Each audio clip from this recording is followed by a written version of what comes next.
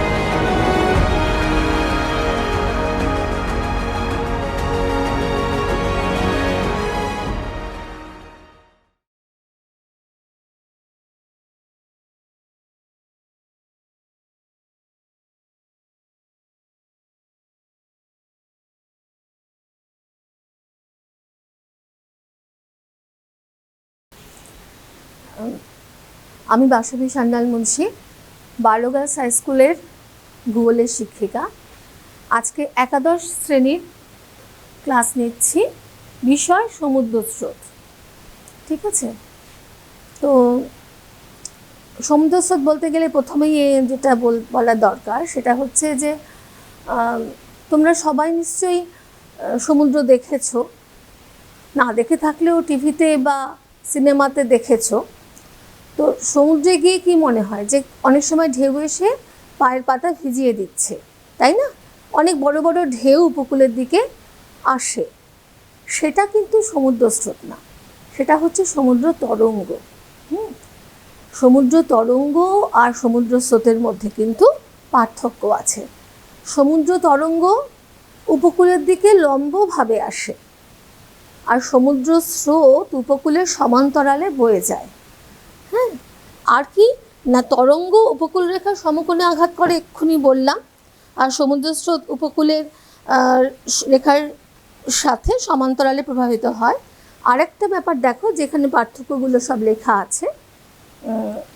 সমুদ্র তরঙ্গ উপকূলের যে ভূমিরূপ, সেই ভূমিরূপ গঠনে তার উল্লেখযোগ্য ভূমিকা আছে সমুদ্র তরঙ্গের। কিন্তু সমুদ্র স্রোত কিন্তু সমুদ্রের যে জীববৈচিত্র্য, সমুদ্রর যে ইকোসিস্টেম, সেইটা গঠনে গুরুত্বপূর্ণ ভূমিকা নেয়। ঠিক আছে, তাহলে আমরা সমুদ্র স্রোতের যে ডেফিনিশন, সেই ডেফিনিশনে আস্তে আস্তে আলোচনা করতে করতে সেই ডেফিনিশনে আমরা আসব। প্রথমে দেখে নাও যে সমুদ্র স্রোত তাকে দুই ভাগে ভাগ করা হচ্ছে, অগভীর এবং গভীর। গভীর সমুদ্র স্রোত পিকনোক্লাইন স্তর তার নিচ দিক দিয়ে তার প্রবাহিত হয়। হ্যাঁ, গভীর সমুদ্র স্রোত। আমাদের এখানে আলোচনার বিষয় কিন্তু গভীর সমুদ্র স্রোত নয়, আমাদের এখানে আলোচনার বিষয় অগভীর সমুদ্র স্রোত। অগভীর সমুদ্র স্রোতকে আবার দুই ভাগে ভাগ করা হয়, একটা হচ্ছে উষ্ণতার তারতম্যের বেসিসে, আর এক হচ্ছে জলের পরিমাণ, গতি, তার উপর নির্ভর করে। উষ্ণতার তারতম্যের উপর নির্ভর করে আবার উষ্ণ স্রোত, শীতল স্রোত। এটা স্বাভাবিক যে উষ্ণ স্রোত মানে একটু হালকা হবে, তাহলে উষ্ণ স্রোত ওপর দিয়ে প্রবাহিত হবে, সারফেস দিয়ে প্রবাহিত হবে, এবং শীতল স্রোত গভীর দিয়ে প্রবাহিত হবে। আরেকটা ব্যাপারে ভাগ করা হয়, সেটা হচ্ছে জলের পরিমাণ এবং গতি। কী ভাগে ভাগ করা হয়? Drift, current, stream. ড্রিফট হচ্ছে যখন যে সমুদ্র স্রোত পশ্চিমা বায়ু এবং প্রত্যয়ন বায়ুর প্রভাবে প্রবাহিত হয়, সেটা হচ্ছে ড্রিফট, যেমন নর্থ আটলান্টিক ড্রিফট। কারেন্ট, ড্রিফটের থেকে যদি বেশি পরিমাণ জল যায় তখন তাকে বলে কারেন্ট বা স্রোত, সাধারণভাবে বেঙ্গুয়েলা স্রোত, ফকল্যান্ড স্রোত উদাহরণ। স্ট্রিম হচ্ছে যখন কারেন্টের থেকেও বেশি পরিমাণ জল যাবে তখন সেটাকে বলবো আমরা স্ট্রিম, যেমন উপসাগরীয় স্রোত, গালফ স্ট্রিম। তবে এগুলো সবই হচ্ছে ইংরেজিতে, ইংরেজি ভার্সানে বা ইংরেজিতে এই শ্রেণীবিভাগ সমুদ্রস্রোতের। বাংলায় কিন্তু সমুদ্রস্রোতের একটাই টার্ম, সেটা হচ্ছে স্রোত। এটা থেকে আরেকটা জিনিস বোঝা যায় যে এই ভাষাতে কিন্তু সমুদ্রস্রোতের পড়াশোনা বা গবেষণাটা কিন্তু কম হয়েছে। যাই হোক, এরপরে আমরা চলে আসছি হচ্ছে যে সমুদ্রস্রোতের বৈশিষ্ট্য কী কী।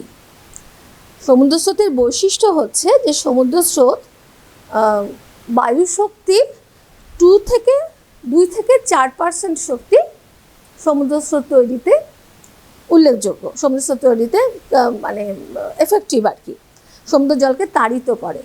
তাহলে বায়ুর গতিবেগ যখন হবে 50 কিমি পার আওয়ার, 50 কিমি পার ঘন্টা, তখন সমুদ্রস্রোতের গতিবেগ হয়ে যাবে 1 থেকে 2 কিমি পার ঘন্টা। তার মানে বুঝতে পারছো যে বায়ু শক্তির কতটা পার্সেন্ট, কতটা শক্তি সমুদ্র জলকে তাড়িত করে নিয়ে যায়। এবার কি হচ্ছে, এবার হচ্ছে যে সমুদ্র স্রোত না এই আটলান্টিক মহাসাগরে, প্রশান্ত মহাসাগরে, আটলান্টিক মহাসাগরে, প্রশান্ত মহাসাগরে, ভারত মহাসাগরে এর কতগুলো কুণ্ডলী দেখতে পাওয়া যায়, যাকে বলে জায়ার। এই জায়ার কিন্তু সুমেরু মহাসাগর এবং কুমেরু মহাসাগর, সেখানে দেখতে পাওয়া যায় না। এই 3টে মহাসাগরেই দেখতে পাওয়া যায়। এবং উষ্ণ এবং শীতল স্রোতের কী বলবো, একটা সার্কেল আর কি। এই যে আটলান্টিক মহাসাগরে যেমন দেখাচ্ছে এই রকম শৈবাল সাগর বা এই রকম, এটা নিয়ে পরে আমি আলোচনা করছি। তো যাই হোক, এই জায়ার বা কুণ্ডলী দেখতে পাওয়া যায়। তাহলে সমুদ্র স্রোতের উৎপত্তির কারণগুলো কী কী? উৎপত্তির কারণ হচ্ছে প্রথমত বায়ুশক্তি, যে বায়ুশক্তি 2.4% শক্তি সমুদ্র স্রোত সৃষ্টিতে সাহায্য করে, সমুদ্র স্রোতের গতিবেগে সাহায্য করে। নেক্সট কারণ হচ্ছে, প্রথমত কারণ তো আমি বললাম বায়ুশক্তি।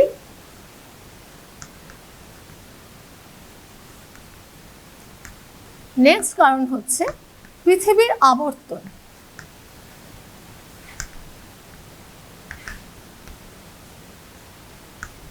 পৃথিবীর আবর্তন বা কোরিওলিস বল।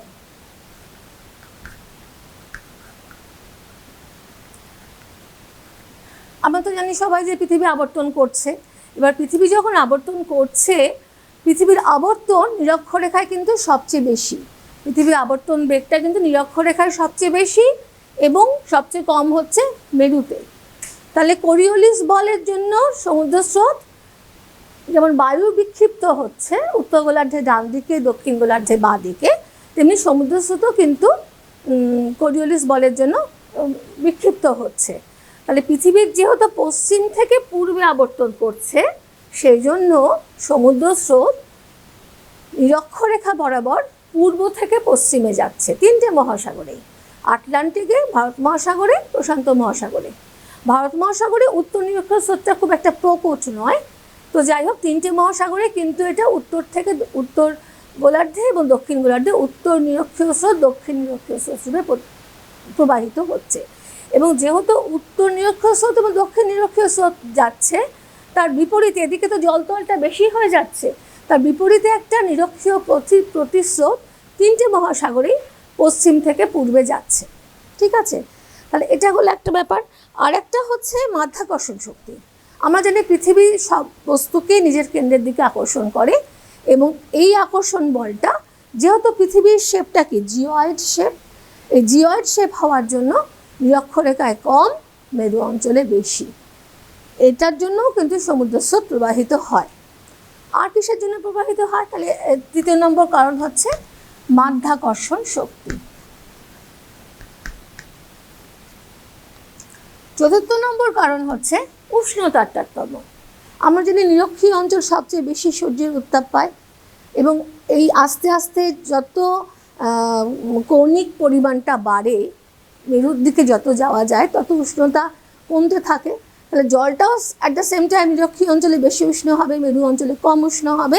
এবং সেটা হওয়ার জন্য কিন্তু আমরা জানি পৃথিবীতে কোনো কিছুই কিন্তু অসাম্যে থাকতে পারে না, সব কিছু কিন্তু সাম্যে আসতে চাইছে। তাহলে যেটা উষ্ণ জল সে শীতল হবে, শীতলের দিকে যাবে, শীতল জল উষ্ণর দিকে আসবে। আর একটা কারণ হচ্ছে লবণতার তারতম্য। লবণতার তারতম্য, বেশি লবণাক্ত জল কি হবে, ঘনত্ব বেশি হবে, কম লবণাক্ত জল ঘনত্ব কম হবে। হ্যাঁ ঠিকই বললাম, বেশি লবণাক্ত জলের ঘনত্ব বেশি হবে। হ্যাঁ, তাহলে কি হচ্ছে, ঘনত্বের যখন ডিফারেন্স থাকছে তখন বেশি ঘনত্ব থেকে কম ঘনত্বের দিকে জল যাবে। ঠিক আছে, তাহলে আমরা দেখতে পাচ্ছি যে এই কারণগুলোর জন্য অল দিস ফ্যাক্টরস কী করে, এই এতগুলো ফ্যাক্টর সমুদ্র স্রোত সৃষ্টিতে সাহায্য করছে। তাহলে সমুদ্র স্রোতের সংজ্ঞাটা কি হবে না, বায়ুশক্তি, পৃথিবীর আবর্তন বা কোরিওলিস বল, পৃথিবীর আবর্তন ও কোরিওলিস বল, মাধ্যাকর্ষণ শক্তি, উষ্ণতার তারতম্য, লবণতার তারতম্যের জন্য সমুদ্র স্রোত নির্দিষ্ট দিকে নিয়মিতভাবে যে প্রবাহিত হয় সেটাকে বলবো আমরা সমুদ্র স্রোত। ঠিক আছে, তাহলে আমাদের কিন্তু ডেফিনিশনটা মুখস্থ করতে হবে না, এই কারণগুলো মাথায় ঘুরলেই কিন্তু ডেফিনিশন চলে আসবে। এবার আমাদের আরেকটা কথা মনে রাখতে হবে যে এগুলো তো কারণ হলো, কিন্তু আর কিসের জন্য সমুদ্র স্রোতের দিক পরিবর্তিত হয়? সমুদ্র স্রোতের দিক পরিবর্তিত হয় উপকূল রেখার জন্য। উপকূল রেখা যেরকম হবে সমুদ্র স্রোতের দিক সেরকম হবে। যেমন ভারত মহাসাগরে সমুদ্র স্রোত এইভাবে যাচ্ছে উপকূল রেখার জন্য। বেঙ্গুয়েলা স্রোত আফ্রিকার সমান্তরালে যাচ্ছে, চিলি স্রোত চিলির পেরুর সমান্তরালে যাচ্ছে। হ্যাঁ, তাহলে এক হচ্ছে উপকূলের আকৃতি, আর একটা হচ্ছে এই মহাসাগরের টোপোগ্রাফি কীরকম হবে। মহাসাগরে উত্তর আটলান্টিক দক্ষিণ আটলান্টিক মহাসাগরের মাঝখানে একটা রিজ আছে এসের মতো, তাহলে সেটার জন্য সমুদ্রের স্রোতের গতি পরিবর্তিত হয়ে যাচ্ছে। আর আরেকটা কারণ হচ্ছে ঋতু পরিবর্তন। ঋতু পরিবর্তন ভীষণ মেজর ফ্যাক্টর সমুদ্র স্রোতের দিক পরিবর্তনের জন্য। ঠিক আছে, আচ্ছা ঠিক আছে, এবার আমরা আসবো হচ্ছে আটলান্টিক মহাসাগরের স্রোতের ক্ষেত্রে। এই যে আটলান্টিক মহাসাগরের স্রোত, ছবিগুলো একটু দেখে নেওয়া যাক। এখানে শৈবাল সাগর আছে, দক্ষিণ নিরক্ষীয় স্রোত, বেঙ্গুয়েলা স্রোত, ব্রাজিল স্রোত, ফকল্যান্ড স্রোত, কুমেরু স্রোত, এদিক দিয়ে লাব্রাডর স্রোত আসছে, উপসাগরীয় স্রোত যাচ্ছে। এটা হচ্ছে মোটামুটি একটা ডায়াগ্রামেটিক প্রেজেন্টেশন। আচ্ছা, এরপর আমরা দেখি যে আটলান্টিক মহাসাগরের ক্ষেত্রে কি হচ্ছে। এই যে আটলান্টিক মহাসাগর, উত্তর আটলান্টিক, দক্ষিণ আটলান্টিক, উত্তর আমেরিকা, দক্ষিণ আমেরিকা, এদিকে ইউরোপ, আফ্রিকা, উত্তরে আছে গ্রিনল্যান্ড, আর দক্ষিণে আছে কুমেরু মহাসাগর।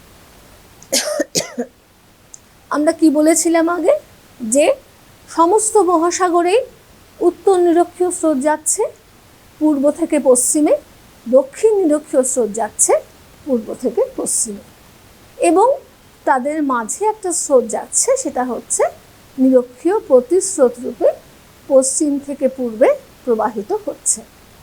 আর কি বলেছিলাম, কুমেরু মহাসাগর থেকে একটা স্রোত পশ্চিম থেকে পূর্ব দিকে গোটা পৃথিবীকে এভাবে সার্কেল করে ঘুরছে, কুমেরু মহাসাগরীয় স্রোত। ঠিক আছে, এবার এই স্রোতটা যখন যাচ্ছে কুমেরু মহাসাগরীয় স্রোত, এটা এখানে ফকল্যান্ডে দ্বীপপুঞ্জ আছে, এখানে ফকল্যান্ড দ্বীপপুঞ্জ আছে, ফকল্যান্ড দ্বীপপুঞ্জে বাধা পেয়ে ফকল্যান্ড দ্বীপপুঞ্জের পাশ দিয়ে উত্তর দিকে প্রবাহিত হতে শুরু করলো। এটার নাম হয়ে গেল ফকল্যান্ড স্রোত। আর এখান দিয়ে আর একটা স্রোত পশ্চিমা বায়ুর প্রভাবে দক্ষিণ আফ্রিকার পাশ দিয়ে বেঙ্গুয়েলা স্রোত নামে উত্তর দিকে প্রবাহিত হলো, হয়ে এটা দক্ষিণ নিরক্ষীয় স্রোতের সঙ্গে মিলিত হয়ে গেল। মিলিত হয়ে এখানে দেখো ব্রাজিল আছে, এই দেশটা ব্রাজিল। ব্রাজিলের এখানে একটা অন্তরীপ আছে, সাউরক অন্তরীপ। সে অন্তরীপে ধাক্কা খেয়ে একটা পাশ, একটা মানে যখন উপকূলে ভাগ হলো, উপকূলে ধাক্কা খেলো, তা দুটো ভাগে ভাগ হয়ে গেল। যেমন একটা বলকে যদি আমরা দেওয়ালের দিকে ছুঁড়ে দিই, বলটা কি হবে, গতিশক্তিতে আছে, বলটা কিন্তু যেদিকে দিকে লব্ধি বলটা যাবে সেদিকে ট্রাভার্স করে যাবে, সেদিকে ছুঁড়ে যাবে। তেমনি এই সমুদ্র স্রোত দুটো দিকে ভাগ হলো। একটা দক্ষিণের ব্রাজিল স্রোত নামে প্রবাহিত হলো, হয়ে এখানে ফকল্যান্ড স্রোতের সাথে মিলে গেল, তৈরি হলো কি একটা জায়ার, একটা জায়ার বা কুণ্ডলী তৈরি হলো। এই যে জায়ার বা কুণ্ডলী তৈরি হলো, ঠিক আছে। আর যেটা গেল উত্তর দিকে সেটা হচ্ছে এখানে নিরক্ষরেখা পাশ করে উত্তর নিরক্ষীয় স্রোতের সঙ্গে মিশে গেল। উত্তর নিরক্ষীয় স্রোতের সঙ্গে মিশিয়ে এটা প্রথমে কোথায় গেল? ওয়েস্ট ইন্ডিজের পাশ দিয়ে এখানে দেখো ক্যারিবিয়ান সাগর আছে, ক্যারিবিয়ান সাগরে ঢুকলো, ক্যারিবিয়ান সাগর দিয়ে সেটা মেক্সিকো উপসাগরে ঢুকলো, মেক্সিকো উপসাগর দিয়ে এখানে ফ্লোরিডার প্রণালী দিয়ে সেই স্রোতটা ভীষণ গর্জন করতে করতে উপসাগরীয় স্রোত গালফ স্ট্রিম হিসাবে উত্তর আটলান্টিক মহাসাগরের এই 45 ডিগ্রি উত্তর এবং 45 ডিগ্রি পশ্চিম এরকম জায়গায় এলো, এসে সেটা কয়েকটা ভাগে ভাগ হয়ে গেল। তার নাম হয়ে গেল তারপরে উত্তর আটলান্টিক ড্রিফট। সেই উত্তর আটলান্টিক ড্রিফটে পরিণত হলো উপসাগরীয় স্রোত গালফ স্ট্রিম থেকে ভাগ হয়ে গেল। একটা গালফ স্ট্রিমের একটা ভাগ এদিকে চলে গেল, নিউ ফাউন্ডল্যান্ডের দিকে চলে গেল, আর একটা উত্তর আটলান্টিক ড্রিফট নামে এই ব্রিটিশ দ্বীপপুঞ্জের পাশ দিয়ে যাচ্ছে, নরওয়ের পাশ দিয়ে যাচ্ছে। আর একটা ভাগ ইরমিঙ্গার স্রোত নামে গ্রিনল্যান্ডের পূর্ব উপকূল দিয়ে চলে গেল। তাহলে গালফ ছিল, আমি প্রথমেই বললাম গালফে জলের পরিমাণ অনেক বেশি, সেটা ড্রিফটে ভাগ হয়ে গেল। এবং আরেকটা ভাগ এখানে এই উত্তর আটলান্টিক ড্রিফটের আরেকটা ভাগ, একটা তো উত্তর আটলান্টিক ড্রিফটের একটা ভাগ তো ইরমিঙ্গার স্রোত হিসাবে গেল, আর একটা ভাগ এই নরওয়ের পাশ দিয়ে গেল, আরেকটা ভাগ এই বিস্কি উপসাগর ইংলিশ চ্যানেল দিয়ে উত্তর সাগরের দিকে চলে গেল, আরেকটা ভাগ ভূমধ্য সাগরে ঢুকে গেল, এই যে এখান থেকে ভূমধ্য সাগরে ঢুকে গেল, আর একটা ভাগ এই ক্যানারি দ্বীপপুঞ্জের পাশ দিয়ে এসে উত্তর নিরক্ষীয় স্রোতের সঙ্গে মিশে গেল। তাহলে এখানে কি তৈরি হলো? আরেকটা শৈবাল সাগর তৈরি হলো, আরেকটা জায়ার তৈরি হলো। এই জায়ারের নাম হচ্ছে শৈবাল সাগর, সার্গোসা সি মানে এখানে যে শৈবালটা পাওয়া যায় সেটা সার্গাসাম নামে একটা শৈবাল পাওয়া যায়। এই সব জায়ারের ইমপ্লিকেশন কি সেটা সবার শেষে বলবো আমি। তাহলে কি হলো, যখন এখান দিয়ে উপসাগরীয় স্রোতের একটা শাখা যাচ্ছে, তখন এই সুমেরু মহাসাগর থেকে এরকম এখানে আছে বাফিন উপসাগর দিয়ে এখানে আছে ডেভিস প্রণালী দিয়ে সুমেরু মহাসাগর থেকে একটা স্রোত আসছে। সেই স্রোতের নাম কি? সেই স্রোতের নাম হচ্ছে ল্যাব্রাডর স্রোত। সেই ল্যাব্রাডর স্রোত আর গালফ স্ট্রিম এখানে মিশে তৈরি করলো হিমপ্রাচীর। যখন এখান দিয়ে ল্যাব্রাডর স্রোত আসছে তার রঙটা হচ্ছে সবুজ, আর এই উপসাগরীয় স্রোত যাচ্ছে তার রঙটা হচ্ছে নীল। তাহলে সবুজ স্রোতের পাশে নীল স্রোত একটা মানে একদম ডিস্টিংক্টলি বোঝা যায়, এবং সেটা হচ্ছে হিমপ্রাচীর। এবং এখানে কি তৈরি হলো? এখানে একটা মগ্নচড়া তৈরি হলো, ব্যাংক তৈরি হলো, ব্যাংক তৈরি হলো। মগ্নচড়া মানে কি? মগ্নচড়া মানে ওই যে হিমশৈল আইসবার্গসের মধ্যে যে সমস্ত কাদা আগাছা ধুলো বালি যা ছিল সেগুলো তো উষ্ণ স্রোতের সংস্পর্শে এসে অনেক গলে গিয়ে সেডিমেন্টেড হয়েছে, অধক্ষিপ্ত হয়েছে। সেই অধক্ষিপ্ত হওয়ার জন্য ওখানে একটা চড়া পড়ে গেল। সেই চড়াতে ভালো গ্রোথ হয়। কিসের গ্রোথ হয়? প্ল্যাংটনের গ্রোথ হয়, ফাইটোপ্ল্যাংটন, জু প্ল্যাংটন। সেই প্ল্যাংটন গ্রোথের জন্য ওখানে মৎস্য চাষ করে ওঠে। তাহলে কি হলো, এদিকে ব্রিটিশ দ্বীপপুঞ্জে লন্ডনের যে বন্দর, নরওয়ের যে বন্দর হ্যামারফেস্ট, এগুলো কিন্তু সেই উত্তর আটলান্টিক ড্রিফটের একটা শাখা যে গেল নরওয়ে স্রোত হিসাবে, এখানে যে বিস্কি উপসাগর দিয়ে ইংলিশ চ্যানেলের মধ্যে দিয়ে ঢুকলো, এইগুলোর তো সব উষ্ণ স্রোত। এইসব উষ্ণ স্রোতের জন্য তার যতটা এই সমস্ত বন্দর যতটা মানে তুষারাচ্ছন্ন হয়ে থাকার কথা, সেটা কিন্তু হলো না, সেটা কিন্তু অনেক কম হলো আর কি। হ্যাঁ, তাহলে এগুলো হচ্ছে সমুদ্র স্রোতের এক একটা কী বলবো ভালো বৈশিষ্ট্য। তো যাই হোক, তো এইগুলো দিয়ে আটলান্টিক মহাসাগরের স্রোতটা কমপ্লিট হলো। আমি সবার শেষে যখন সমুদ্র স্রোতের গুরুত্ব বলবো তখন জায়ারের গুরুত্বটা বলবো, ঠিক আছে? আটলান্টিক মহাসাগরের পর এবার আসছে প্রশান্ত মহাসাগর। প্রশান্ত মহাসাগর কোথায়? প্রশান্ত মহাসাগর হচ্ছে এখানে অর্ধেকটা আছে, এই পোর্শনটা, আবার এই পোর্শনটায় অর্ধেক আছে, তাই তো? এখানে ছবিতে একটা ডায়াগ্রামেটিক প্রেজেন্টেশন আছে, এটা হচ্ছে এখানে। তাহলে প্রশান্ত মহাসাগরেও কিন্তু এইরকমভাবে উত্তর নিরক্ষীয় স্রোত, উত্তর নিরক্ষীয় স্রোত পূর্ব থেকে পশ্চিমে যাচ্ছে, উত্তর নিরক্ষীয় স্রোত পূর্ব থেকে পশ্চিমে যাচ্ছে, আর দক্ষিণ নিরক্ষীয় স্রোতও পূর্ব থেকে পশ্চিমে যাচ্ছে, দক্ষিণ নিরক্ষীয় স্রোতও পূর্ব থেকে পশ্চিমে যাচ্ছে, আর তাদের মাঝখানে আরেকটা স্রোত যাচ্ছে নিরক্ষীয় প্রতিস্রোত হিসাবে। উত্তর নিরক্ষীয় স্রোত যাচ্ছে, দক্ষিণ নিরক্ষীয় স্রোত যাচ্ছে, তাদের বিপরীতে যাচ্ছে নিরক্ষীয় প্রতিস্রোত, এবং কুমরী স্রোত পশ্চিম থেকে পূর্বে যাচ্ছে।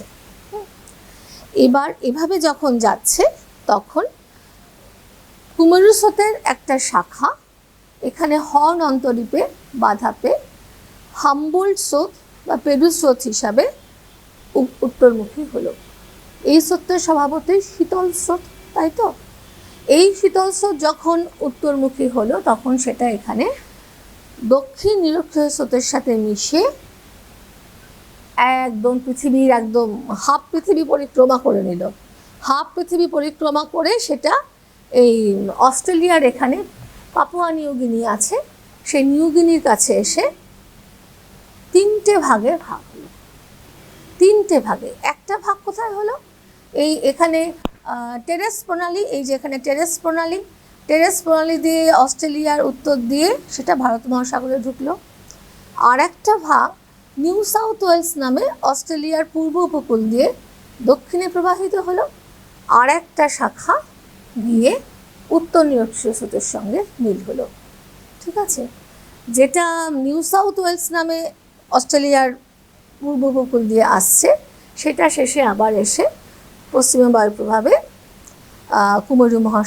কুমরী স্রোতের সঙ্গে মিশে গেল। তাই তৈরি হলো কি? একটা বিশাল জায়ার তৈরি হলো। নিউ সাউথ ওয়েলসের স্রোতটা এসে নিউজিল্যান্ডের এখান দিয়ে বেঁকে ঘুরে কুমরী মহাসাগরের স্রোতের সঙ্গে মিশে গেল, এবং যে স্রোতটা উত্তর নিরক্ষীয় স্রোতের সঙ্গে গেল সেই স্রোতটা ফিলিপাইন্স দ্বীপপুঞ্জ এখানে আছে, ফিলিপাইন্স দ্বীপপুঞ্জের পাশ দিয়ে গিয়ে এখানে তাইওয়ান দ্বীপপুঞ্জ আছে, তাইওয়ান দ্বীপপুঞ্জের পূর্ব দিক দিয়ে গিয়ে জাপানের পূর্ব দিক দিয়ে প্রবাহিত হচ্ছে, তখন তার নাম হয়ে গেল কুরোশিও স্রোত। সেই কুরোশিও স্রোতের একটা ভাগ জাপানের এখানে তো হক্কাইডো, হনসু, শিকোকু, কিউসু, এই কিউসু দ্বীপের পশ্চিম দিক দিয়ে সুশিমা স্রোত নামে জাপানের পশ্চিম দিক দিয়ে প্রবাহিত হয়ে এই হক্কাইডো এবং হনসুর মাঝখানে একটা ছোট্ট প্রণালী আছে, সেই প্রণালী দিয়ে আবার কুরোশিও স্রোতের সঙ্গে মিশে গেল, ঠিক আছে? এবার এখানে কুরোশিও স্রোত প্রবাহিত হতে এখানে কিউরাইল দ্বীপপুঞ্জের পাশ দিয়ে কিউরাইল স্রোত নামে যাচ্ছে, না সরি এটা ভুল বললাম, কুরোশিও স্রোত এখান দিয়ে প্রবাহিত হচ্ছে, এবং তারপরে এই কুরোশিও স্রোতের একটা ভাগ উত্তর প্রশান্ত মহাসাগরীয় স্রোত নামে এখানে এসে আলাস্কা উপসাগরে ঢুকলো। অ্যালুশিয়ান দ্বীপপুঞ্জ আছে, অ্যালুশিয়ান দ্বীপপুঞ্জের পাশ দিয়ে গিয়ে আলাস্কা উপসাগরে ঢুকলো, এবং আরেকটা ভাগ এই আমেরিকা যুক্তরাষ্ট্রের পশ্চিমে ক্যালিফোর্নিয়া আছে, ক্যালিফোর্নিয়ার পাশ দিয়ে যখন যাচ্ছে তখন তার নাম হলো ক্যালিফোর্নিয়া স্রোত, এবং এই ক্যালিফোর্নিয়া স্রোত আস্তে আস্তে দক্ষিণে প্রবাহিত হয়ে উত্তর নিরক্ষীয় স্রোতের সঙ্গে মিশে গেল। উত্তর প্রশান্ত মহাসাগরীয় স্রোত যাচ্ছে এখান দিয়ে গিয়ে উত্তর প্রশান্ত মহাসাগরীয় স্রোত অ্যালুশিয়ান দ্বীপপুঞ্জের পাশ দিয়ে গিয়ে আলাস্কা উপসাগরে ঢুকলো, এবং তার আরেকটা শাখা ক্যালিফোর্নিয়ার পাশ দিয়ে ক্যালিফোর্নিয়ার পশ্চিম দিক দিয়ে এসে আরও দক্ষিণে নেমে উত্তর নিরক্ষীয় স্রোতের সঙ্গে মিশলো, এবং তৈরি হলো একটা বিশাল জায়ার। মানে মোটামুটি হাফ পৃথিবী জুড়ে এই জায়ারটা তৈরি হয়েছে। এদিকে কুরোশিও থেকে মানে টোকিওর পাশ থেকে প্রায়, এদিকে ক্যালিফোর্নিয়ার পাশ থেকে, এরকমভাবে এই জায়ারগুলোর ইমপ্লিকেশন যখন বলবো তখন এই জায়ারের ইমপ্লিকেশনটা বলবো। আর এদিকে কি হলো? এদিকে হলো উত্তর মহাসাগর থেকে সুমেরু মহাসাগর থেকে একটা স্রোত, এখানে বেরিং প্রণালী আছে, বেরিং প্রণালী দিয়ে বেরিং স্রোত নামে, এই যে বেরিং সাগর, বেরিং প্রণালী দিয়ে বেরিং সাগর দিয়ে ঢুকে যখন কিউরাইল দ্বীপপুঞ্জের পাশ দিয়ে আসছে তখন তার নাম হলো কিউরাইল দ্বীপপুঞ্জ। তার আগে কামচাটকার পাশ দিয়ে আসার সময় তার নাম হয়েছিল কামচাটকা, কামচাটকা কিউরাইল হয়ে যখন সেটা কুরোশিওর সাথে মিশছে তখন তার নাম হয়ে গেল ওয়াশিও স্রোত। এই কুরোশিও গরম স্রোত, উষ্ণ স্রোত এবং ওয়াশিও শীতল স্রোত, এই স্রোতের মিলনে এখানে আবার একটা মৎস্যক্ষেত্র তৈরি হলো। আসলে একটা জিনিস ভীষণ ভালোভাবে দেখা গেছে যে জাপান তো ভীষণ ভলকানিক দ্বীপপুঞ্জ, জাপানে তো প্রচুর আইল্যান্ডস এবং সবই হচ্ছে আগ্নেয়গিরি, এখানে কিন্তু হিউজ পপুলেশন, প্রচুর পপুলেশন, কিন্তু এখানে কিন্তু অত কৃষিক্ষেত্র নেই। তাহলে যেখানে মানে এটা দেখা গেছে যে যখন তোমরা ভূগোলে আরও পড়বে, আরও উঁচু ক্লাসে উঠবে, দেখবে একদিকে যদি বিধাতা রিক্ত করে আরেকদিকে কিন্তু পূর্ণ করে দেয়। তো এদিকে এগ্রিকালচার ল্যান্ড এত কম আছে, তাদের তো প্রোটিন সাপ্লিমেন্ট দরকার, সেই প্রোটিন সাপ্লিমেন্টের জন্য কিন্তু এখানে মৎস্যক্ষেত্র এত ভালো গড়ে উঠেছে যে তাদের এন্টায়ার পপুলেশন, পুরো পপুলেশনের প্রোটিন সাপ্লিমেন্ট কিন্তু এখান থেকে হয়ে যায়। ঠিক সেভাবে কিন্তু ব্রিটিশ দ্বীপপুঞ্জের ক্ষেত্রেও কিন্তু একই ঘটনা ঘটেছে। সেখানে কিন্তু কানাডার মেইন শহর, সেই কানাডার মেইন শহর কিন্তু মোটামুটি একই ল্যাটিটিউডে অবস্থিত, কিন্তু সেখানে কিন্তু এই ফ্যাসিলিটিসটা সেভাবে গড়ে ওঠেনি। ঠিক আছে, তাহলে এটা গেল প্রশান্ত মহাসাগরের দ্বীপপুঞ্জের ঘটনা। এরপরে যে মহাসাগর আসছে সেটা আমাদের দেশের মহাসাগর, সেটা হচ্ছে ভারত মহাসাগর। ভারত মহাসাগরে কি হচ্ছে না, ভারত মহাসাগরে দেখো, ভারত মহাসাগরের উত্তর গোলার্ধে বেশিরভাগটাই হচ্ছে ল্যান্ডলকড। হ্যাঁ, তো ভারত মহাসাগরে ঠিক সেইভাবেই উত্তর নিরক্ষীয় স্রোত, দক্ষিণ নিরক্ষীয় স্রোত প্রবাহিত হচ্ছে, তার উত্তর নিরক্ষীয় স্রোত, দক্ষিণ নিরক্ষীয় স্রোত পূর্ব থেকে পশ্চিমে প্রবাহিত হচ্ছে এবং তাদের মাঝখানে নিরক্ষীয় প্রতিস্রোত আছে, আর এখানে কুমেরু মহাসাগরীয় স্রোত যাচ্ছে। এবং কুমেরু মহাসাগরীয় স্রোত পশ্চিম থেকে পূর্বে যাওয়ার সময় এখানে অস্ট্রেলিয়ার এখানে বাধা পেয়ে অস্ট্রেলীয় স্রোত, পশ্চিম অস্ট্রেলীয় স্রোত নামে প্রবাহিত হচ্ছে এবং কুমেরীয় স্রোতের আর একটা শাখা প্রশান্ত মহাসাগরে ঢুকে গেল। এবং পশ্চিম অস্ট্রেলীয় স্রোত এখানে এসে কোথায় মিশে গেল, দক্ষিণ নিরক্ষীয় স্রোতের সঙ্গে মিশে গেল। এবং দক্ষিণ নিরক্ষীয় স্রোতের সঙ্গে এটা যখন পশ্চিমে এলো, পশ্চিমে এসে এখানে দেখো একটা দেশ আছে সোমালিয়া নাম, সেই সোমালিয়া দেশে এখানে সেটা ধাক্কা খেলো, ধাক্কা খেয়ে দুটো ভাগে ভাগ হলো, একটা দক্ষিণে গেল সোমালিয়া স্রোত নামে, আর একটা উত্তরে গেল। উত্তরে গিয়ে উত্তর নিরক্ষীয় স্রোতের সঙ্গে এসে তখন যদি সামার চলে, সামার মনসুন চলে, গ্রীষ্মকালীন মনসুন চলে, মৌসুমি বায়ু চলে, তাহলে সেটা আরব সাগরে ঢুকলো, আরব সাগরে ঢুকে আবার শ্রীলঙ্কা হয়ে আবার বঙ্গোপসাগরে ঢুকে এখানে মালয় উপদ্বীপের পাশ দিয়ে ঢুকে গেল ওই সাগরে। তাহলে এটা কিন্তু পুরোপুরি ভারতীয় উপকূলকে এবং দক্ষিণ পশ্চিম মৌসুমি বায়ুকে ফলো করলো। আবার যখন উত্তর পূর্ব মৌসুমি বায়ু বয় তখন মালয় সাগর থেকে আর একটা স্রোত বেরিয়ে বঙ্গোপসাগর হয়ে আরব সাগর হয়ে আবার সোমালিয়াতে এসে মেশে, সোমালিয়া স্রোতে এসে মেশে। এবার এটা পুরোপুরি একদম ঋতুকে ফলো করে এবং মৌসুমি বায়ুকে ফলো করে।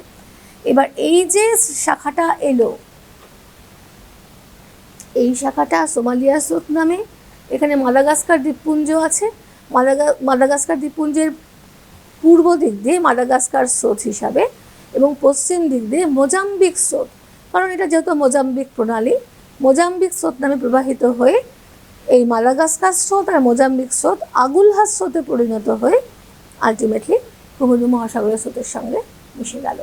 তাহলে এই হচ্ছে ভারত মহাসাগরীয় স্রোতের অবস্থা।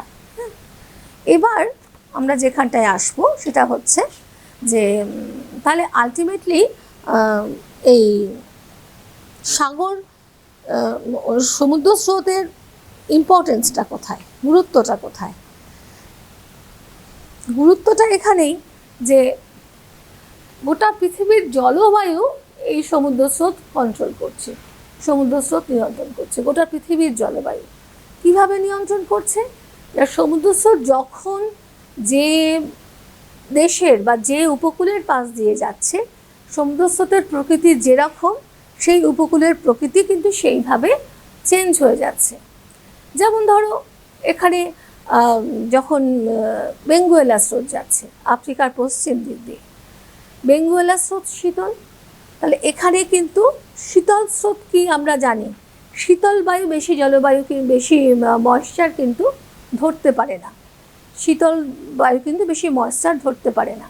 তাহলে এখানে কিন্তু বড় বড় সোনেরান মরুভূমি, নামিবিয়া মরুভূমি, সোনেরান মরুভূমি সব তৈরি হয়েছে। আবার এদিকে যখন চিলির পাশ দিয়ে যাচ্ছে, চিলির চিলি এই পাশ দিয়ে যাচ্ছে পেরু স্রোত, তখনও এখানে কিন্তু চিলির আটাকামা মরুভূমি তৈরি হয়েছে। এখান দিয়ে যখন অস্ট্রেলিয়ার স্রোত যাচ্ছে, তখন এখানে কিন্তু গ্রেট অস্ট্রেলিয়ান মরুভূমি তৈরি হয়েছে, তাই না? তাহলে এগুলো কিন্তু সব এক একটা ইমপ্লিকেশন, আমরা এইভাবে কারণটা ব্যাখ্যা করতেই পারি। আরেকটা কী কারণ, আরেকটা তো যখন উষ্ণ উপসাগরীয় স্রোত যাচ্ছে, তখন ওই ল্যাটিটিউডে অবস্থিত অন্যান্য জায়গা যতটা ঠান্ডা, সেই উষ্ণ উপসাগরীয় স্রোত এই উত্তর আটলান্টিক ড্রিফটের জন্য কিন্তু এই লন্ডন, তারপরে এদিকে কুরোশীয় স্রোতের জন্য জাপান, এরা কিন্তু সেরকম ফ্রোজেন হতে পারেনি। নরওয়ে হ্যামারফেস্ট বন্দর, এগুলো কিন্তু সেরকম ফ্রোজেন হতে পারেনি। এটা গেল একটা ব্যাপার। জলবায়ুর একটা কম্পোনেন্ট হচ্ছে উষ্ণতা, আর একটা কম্পোনেন্ট হচ্ছে বৃষ্টিপাত। তাহলে এই দুটো কম্পোনেন্ট কিন্তু এভাবে সমুদ্রস্রোত দিয়ে কিছুটা ব্যাখ্যা করা গেল। আরেকটা যেটা আমি বলছিলাম সেটা হচ্ছে যে জায়ারগুলো, এই যে জায়ারগুলো তৈরি হয়েছে বিশেষত প্রশান্ত মহাসাগরের জায়ার, প্রশান্ত মহাসাগরের যে উত্তর গোলার্ধে যে জায়ারটা তৈরি হয়েছে, এই একদম এখান থেকে একদম এই পর্যন্ত যে জায়ারটা তৈরি হয়েছে, এই জায়ারটার একটা স্পেশাল নাম আছে। সেই নামটা হচ্ছে জিপি। হ্যাঁ, এটা হচ্ছে গ্রেট প্যাসিফিক গার্বেজ পুল। কি নাম বললাম?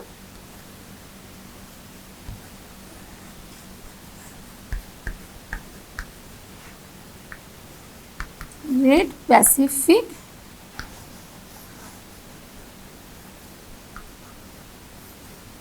গার্বেজ পুল। প্রকৃতি নিজেই নিজের মানে যেটা ওয়েস্ট প্রোডাক্ট আর কি, সমুদ্রের এই প্লাস্টিক বা আরও যত ধরনের ওয়েস্ট প্রোডাক্ট থাকতে পারে, সব কিন্তু এই যে জায়ারের মধ্যেই সব কিন্তু অ্যাকুমুলেটেড হয়। এবং এখানে একদম টোকিওর ওয়েস্ট প্রোডাক্ট আসছে, আবার এদিকে ক্যালিফোর্নিয়ার ওয়েস্ট প্রোডাক্ট আসছে, আবার উত্তর আটলান্টিক মহাসাগরে এখানে তো একটা শৈবাল সাগর তৈরি হয়েছে, সার্গোসা সি। সেই সার্গোসা সিতে কোনো স্রোত বয় না, যে কোনো জায়গায় একদম নিষ্পন্দ অবস্থায় মোটামুটি থাকে। সেই ওখানে কি মানে এরকমও প্রশ্ন হয় অনেক সময় যে ওখানে কি পায়ে হেঁটে যাওয়া যাবে? নিশ্চয়ই না, মানে হাঁটা যাবে যে ওই জায়গাগুলোর মধ্যে, তা যাই হোক এটা নিশ্চয়ই সেটা যাওয়া যাবে না।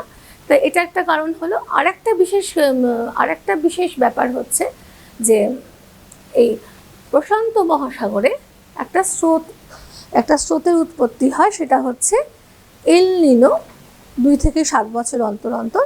এবং আরেকটা স্রোত হয়, তার যে বছর এল নিনো স্রোতটা হয় তার পরের বছরই হয় লা নিনা স্রোত। তো সেটা কি, সেটাও কিন্তু ভীষণভাবে জলবায়ুকে প্রভাবিত করে। সেটা কীরকম হয়?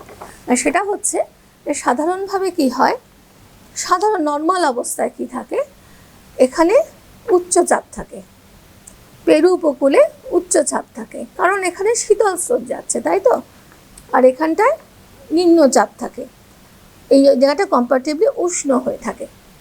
তো কি হয়, এই উচ্চচাপ থাকার জন্য এখানকার বায়ু ভূমির সমান্তরালে এখানে এসে উষ্ণ হয়ে ঊর্ধ্বে ওঠে, উপরে ওঠার পর সেটা আবার পূর্ব দিকে যায়, গিয়ে আবার সেটা নেমে যায়, ভূমির কাছে নেমে যায়, আবার প্রবাহিত হয়।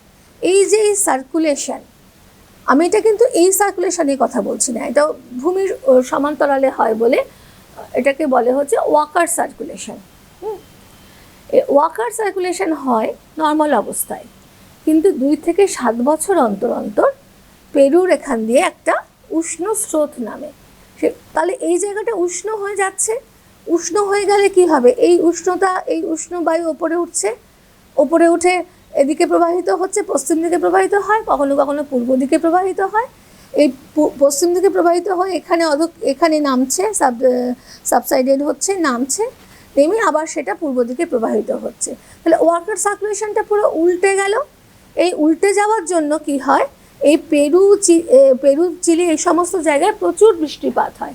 ওয়ারাস এই সমস্ত জায়গায়, অস্ট্রেলিয়া বা এই সমস্ত জায়গায় বা পৃথিবীর অন্যান্য জায়গায় কিন্তু বৃষ্টিপাতের পরিমাণ ভীষণভাবে কমে যায়, খরা হয়।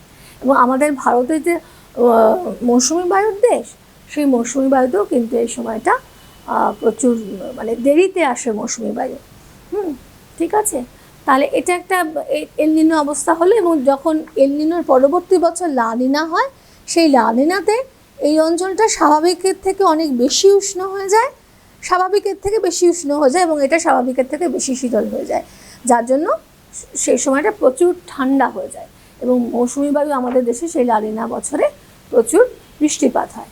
তাহলে এটা গেল একটা ব্যাপার, যে জলবায়ুতে ভীষণভাবে এই এল নিনো স্রোত এবং লা নিনা স্রোত এফেক্ট করে। এবার সমুদ্র স্রোতের গুরুত্ব হিসেবে আরেকটা কী আসছে, আরেকটা হচ্ছে পরিবহন ব্যবস্থা। পৃথিবীর যত বড় বড় জাহাজের পথ, সমুদ্রপথ, সেই সমুদ্রপথগুলো কিন্তু এই সমুদ্র স্রোতকে ফলো করে হয়েছে। সমুদ্র স্রোতকে ফলো করলে কি হবে, সমুদ্র স্রোতকে ফলো করলে জাহাজের গতিবেগ অনেক বেড়ে যাবে, অনেক ভালোভাবে যেতে পারবে। এবং তার জন্য আবার অনেক ঝামেলাও হয়েছে, যে এখানে যখন হিমশৈল তো বেশিরভাগ অংশটা সমুদ্রের তলায় থাকে, জলের তলায় থাকে। তো হিমশৈল যখন এখানে গলে গেছিল, এই উত্তর আটলান্টিক কী বলে ল্যাব্রাডর স্রোত যখন আসে, সেই ল্যাব্রাডর স্রোত তো শীতল স্রোত, সেই শীতল স্রোতের সঙ্গে তো প্রচুর হিমশৈল এসেছিল। সেই হিমশৈলের আঘাতে কিন্তু টাইটানিক সিনেমাটা তোমরা সবাই দেখেছো, আর যারা সিনেমা দেখোনি তারা হয়তো ঘটনাটা জানো। তো সেই টাইটানিক জাহাজ ক্ষতিগ্রস্ত হয়ে কিন্তু আলটিমেটলি ডুবে গেছিল। তাহলে আমরা দেখতে পাচ্ছি যে সমস্ত ভালো জিনিসেরই কিন্তু একটা উভয় দিক আছে। এর ভালো দিক যেমন এখানে মৎস্যক্ষেত্র গড়ে উঠেছে, গ্র্যান্ড ব্যাংক, হোয়েল ব্যাংক, সব বড় বড় মৎস্যক্ষেত্র গড়ে উঠেছে, তেমনি এটার কিন্তু একটা দিকও আছে, মানে কি বলবো, ডিসঅ্যাডভান্টেজিয়াস ফ্যাক্টরসও কিছু আছে। তাহলে এই হচ্ছে সমুদ্র স্রোত। সমুদ্র স্রোতের সম্বন্ধে তোমরা এটাই জানলে, এবং ক্লাস 12-এ তোমরা এল নিনো সম্পর্কে আরও বিশেষভাবে জানবে। আজকে তাহলে এখানেই শেষ হচ্ছে। আগামী দিনে তোমরা আরও নতুন চ্যাপ্টার নিয়ে আলোচনা হবে।